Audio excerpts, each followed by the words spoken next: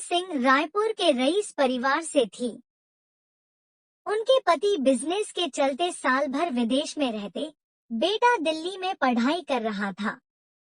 रीना जी के पास सिर्फ उनकी बड़ी कोठी और ढेर सारे नौकर चाकर थे।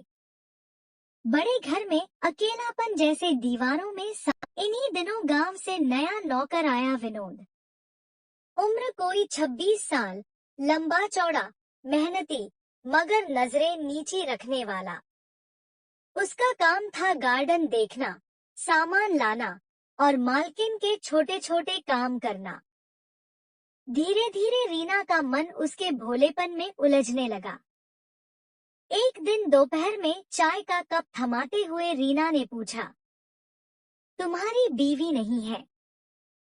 विनोद थोड़ा सकुचाया, नहीं मालकिन, अभी नहीं। रीना मुस्कुरा दी, तभी तो इतना मन लगाकर मेरा ख्याल रखते हो। उस दिन के बाद बातों का सिलसिला शुरू हुआ। कभी गार्डन में बैठे बैठे, कभी रसोई के बहाने, कभी बरामदे में बारिश देखते देखते। रीना के दिल का सूनापन विनोद की मासूम बातों से भरने लगा। एक शाम बिजली चली गई।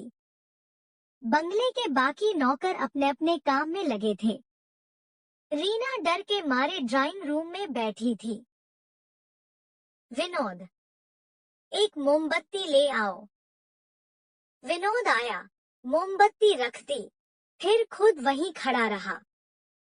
तुम्हें अंधेरे से डर नहीं लगता? नहीं मालकिन, पर आपसे दूर रहकर दिल घबरा जाता है। रीना ठिठक गई। उसने पहली बार विनोद की आंखों में देखा।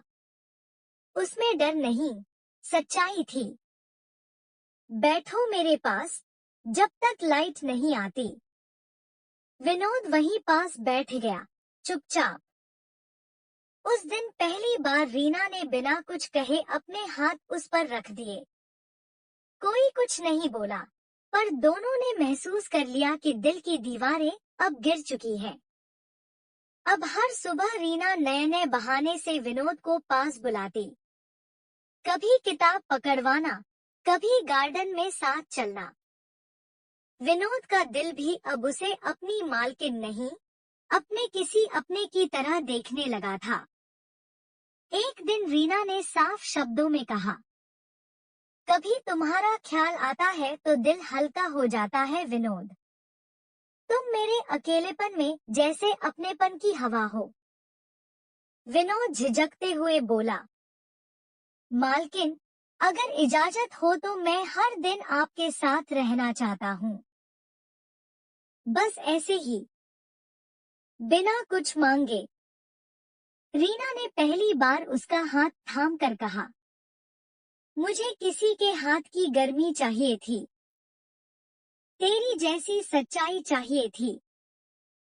एक दिन बंगले में सब नौकर छुट्टी पर थे, सिर्फ विनोद और रीना। शाम होते होते बारिश शुरू हो गई।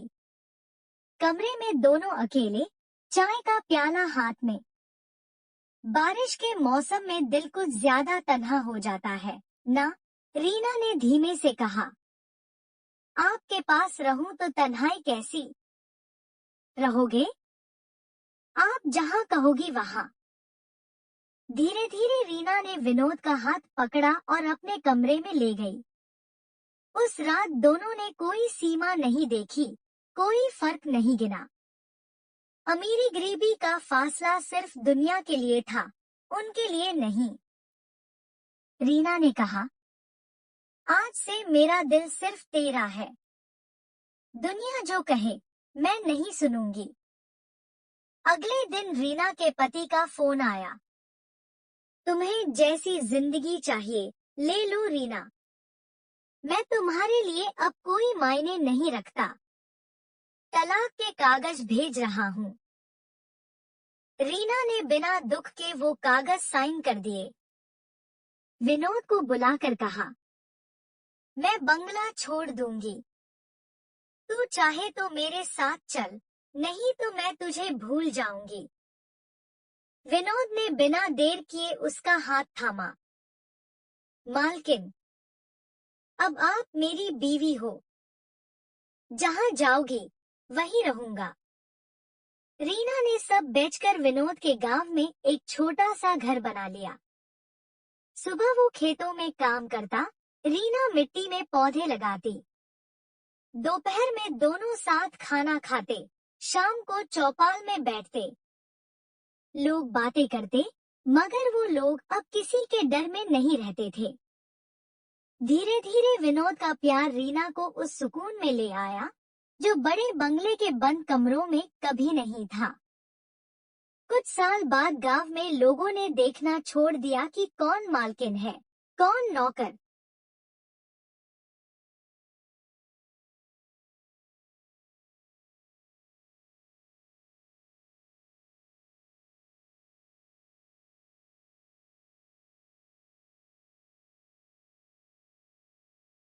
सब उन्हें एक खुशहाल जोड़ी मानने लगे।